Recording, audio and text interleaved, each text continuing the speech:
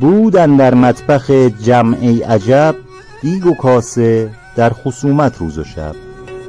دیگ سنگین بود قصد جنگ کرد، کاسه زرین بود قصد سنگ کرد.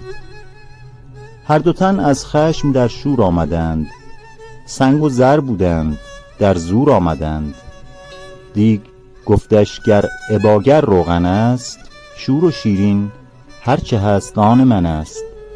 کار تو بی من کجا گیرد نظام، گر منت ندهم تهی مانی مدام.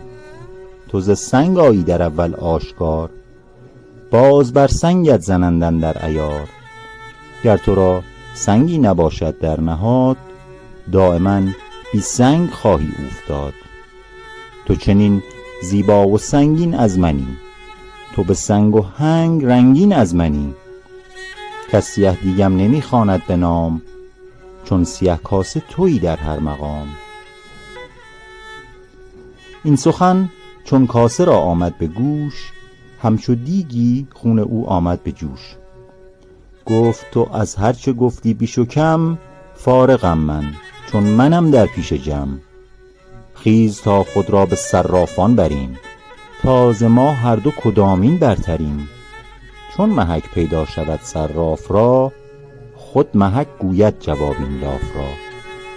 تو ببین وقت گرو در سنگ و زر، تا از این هر دو کدام ارزنده تر. در گرو کهنه ز نو آید پدید، کار در وقت گرو آید پدید.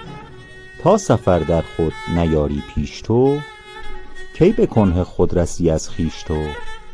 گر به کنه خویش ره یابی تمام، قدسیان را فرع خود یابی مدام.